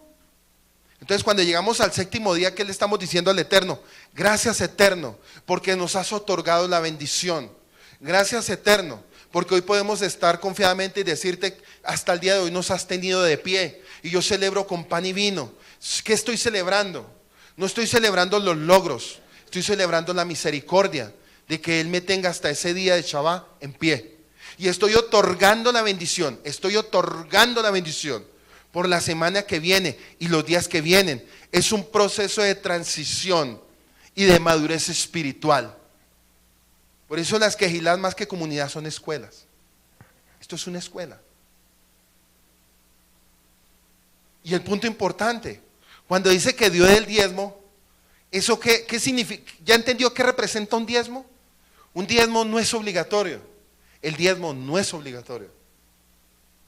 El diezmo es algo de gratitud por la victoria que Él te ha otorgado a ti, el hecho de tú tener trabajo, el hecho de tener salud, el hecho de que el enemigo, el devorador, tus finanzas no las pueda tocar, el hecho de que tú puedas tener un trabajo y decir, gloria a Dios, puedo tener el alimento para el Shabbat, porque el Eterno te suple todo el alimento para el Shabbat. Eso es un acto de retribución. Pero cuando tú no lo haces, ¿qué le estás dando a entender al Eterno? Que lo que Él está haciendo, y no lo estoy diciendo por manipularte, te estoy diciendo por enseñarte. Me tocó enseñar este texto, yo te lo estoy dando tal cual es el contexto. Yo voy en camino enseñándote, ya después descansas de eso y pasamos a Génesis 15. Pero a medida que entremos a textos toca mirar el contexto, ¿sí? Por eso el pueblo de Israel es tan bendecido, hermano. Miren, yo les digo algo y le hablaba yo a los de Duitama cuando estuvimos allá. Les decía en cada fiesta que llega el pueblo de Israel y se reunía allá, de todas las naciones los judíos alcanzan a reunir de 2 a 3 millones de dólares. Si los multiplicamos son 9,000 millones de pesos. 3 millones de dólares son 9,000 millones de pesos para una fiesta. 9,000 millones, sí, para una fiesta. Llega toneladas de alimento, llegan barcos. El vino no falta, el pan sobra para darle hasta el forastero que llega allá. Y nosotros, como pueblo de Efraín, a veces, por ahí dijeron algo, muy bien dicho, nos cuesta bendecir la obra que el Eterno está haciendo con Efraín. En la fiesta de Shavuot, lo mismo. En la fiesta de las cabañas de Sukkot, usted se da cuenta, todo el mundo construye su suca y invitan al que no conocen, siga y entre a cenar, vino de la mejor calidad. Vino Schweizer. El vino se llama Schweizer. Una botella aquí vale 45,000 pesos, pero para ellos no es nada, eso son las botellas de las botellas de las botellas. Y aquí para una botella de Chabá, 4,500, dicen, eso está muy caro, no. Mejor haga las uvas o compre un frutiño. La miseria está en el corazón, hermano. Eso es la miseria del corazón del hombre. Eso quiere decir que todavía no ha habido un verdadero nacimiento. Por eso dice que Melquisedec ofreció el vino y el pan, lo mejor. ¿Y Abraham qué hizo como retribución? Y si lo pasamos, dice que cielo y tierra pasarán, pero sus palabras, eso sigue presente, hermano. Entonces, cada fiesta que se celebre, en memorial de lo que nos enseñó Yahshua, tiene que ser lo mejor. Usted nomás mire en una boda en Israel o en una boda judía, hermano, botellas de las más costosas de vino, lo mejor de lo mejor. Y la gente, yo sé que más de uno mira en YouTube los videos, dice, uy, tremendo esa gente, pero el Eterno también quiere con nosotros lo mismo. ¿No es que nosotros somos parte del pueblo de Él? Pero nuestra mente todavía sigue siendo grecorromana, babilónica y miserable. Y por eso no hemos podido crecer espiritualmente. Por eso el gozo del Eterno tiene que ser en todo momento y en todo tiempo. Un verdadero nacido de nuevo piensa diferente. Díganle al que está al lado suyo, un nacido de nuevo piensa diferente, hermano. Por eso cuando vienen las fiestas, la fiesta tiene que ser lo mejor. Lo mejor, dígale al que está al lado suyo, lo mejor. Lo mejor. Si a usted lo invitaran a una fiesta en Israel, le cuento que le rompen todos los esquemas de tacañería, hermano. Se los rompen. Se los rompen y le enseñan cómo es que se celebra con el Eterno. Por eso dice que Abraham recibió mucha bendición. Y la idea es que nosotros imitemos la fe de Abraham. Y dice que los discípulos y todos imitaban la fe de Abraham. Hasta que él venga. Por eso una cosa es cristianismo, catolicismo, testigos de Jehová, mormones, etcétera. Puras religiones híbridas que no sirven para nada. Porque la verdad no sirven para nada, no salvan.